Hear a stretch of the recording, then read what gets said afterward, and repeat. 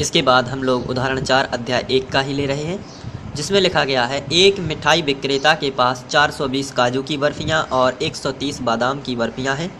वह इनकी ऐसी ढेरियाँ बनाना चाहती है कि प्रत्येक ढेरी में बर्फियों की संख्या समान रहे तथा ये ढेरियाँ बर्फ़ी की परात में न्यूनतम स्थान घेरें।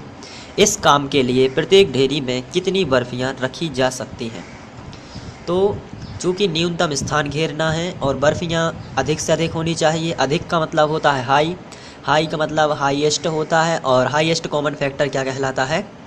तो उसका आंसर है महत्तम समावर्तक। तो एचसीएफ ज्ञात करने की यूक्लिड विभाजन एल्गोरिथम जो है उससे हम लोग इसका एचसीएफ ज्ञात कर लेंगे, और जो एचसीएफ आएगा वही ढेरियों में बर्फियों की संख्या रहेगी। तो चलिए शुरू करते हैं।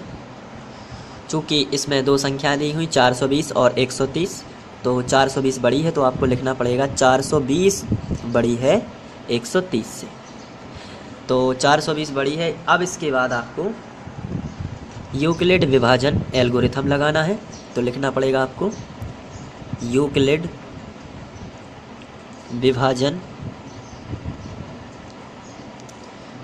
एल्गोरिथम से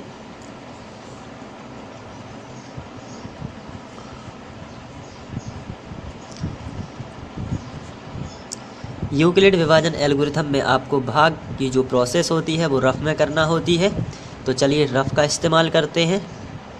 तो ये हमारा रफ है। यहाँ पे बड़ी संख्या जो है वो भाग के चिन्ह के बीच में लिख लेते हैं, जो कि है 420, और छोटी संख्या को इधर लिख लेते हैं 130। अब हमें भाग करना है, तो 130 का करेंगे तो लगभग ये जाएगा लगभग 13 तिया 39, तो 3 बार जाएगा, तो 3 शून्यम 0, 3 दून 3 तिरका 9 और 3 एकम 3। अब इसके बाद 0 में से 0 0 ही, 2 के माने 12, 12 में से 9 जाएंगे तो कितने बचेंगे? 3 यहाँ पे, तो आपके पास 30 बच जाएंगे। तो शेषफल आएगा आपका 30। तो इसको फर्स्ट चरण में लिख लेते हैं, प्रमेयिका लगा देते हैं। फर्स्ट में बनेगा ये 420 जो है 420 ये किसके बराबर है? तो आंसर है 130 गुणित 3 प्लस 30। यही करना है ना, पहली संख्या और आखिरी संख्या का गुणा, और ये होता है प्लस में।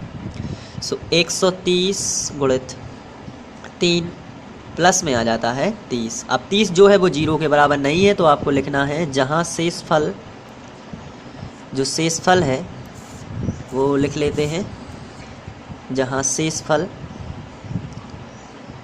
बराबर नहीं है 0 के। ये आपको हर बार लिखना है। चलिए अब आगे बढ़ाते हैं प्रोसेस। अब जो शेषफल है वही बनेगा भाजक, और भाग का चिन्ह जो पूर्व भाजक था उसको बनाएंगे भाज्य। ये हमारी प्रोसेस शुरू से ही चलती आ रही है, तो उसको बनाएंगे क्या हम लोग? भाजक शेषफल को। चलिए दे देते हैं भाग। 3 चौके 12, 4 बार जाएगा तो 120 हो गया, तो यहाँ बचेगा 10। चलिए इस वाले प्रोसेस में शेषफल जैसे ही आता है तो आपको यूक्लिड विभाजन एल्गोरिथम में प्रमेयिका लगानी है। सेकंड चरण बना 130 जो है वो किसके बराबर हो गया? तो 30 गुणित 4, 30 गुणित 4 प्लस में आया 10। जहाँ शेषफल अभी भी 10 आया है इसलिए 0 नहीं है, तो आपको लिखना पड़ेगा जहाँ शेषफल बराबर नहीं है 0। चलिए नेक्स्ट स्टेप देख लेते हैं। अभी हम लोग फिर से भाग रफ में आ जाते हैं।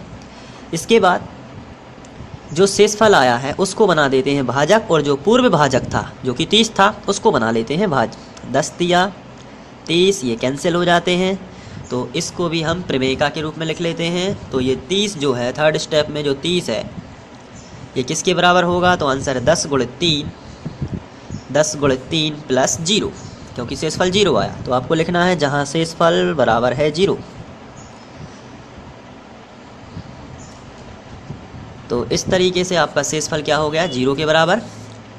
तो जब शेषफल 0 आता है तो जो भाजक होता है वही क्या होता है? उसका एचसीएफ। अतः 420 और 130 का एचसीएफ 10 होगा।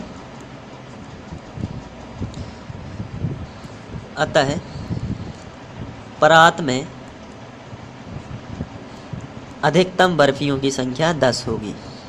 अधिकतम बर्फियों की संख्या 10 होगी।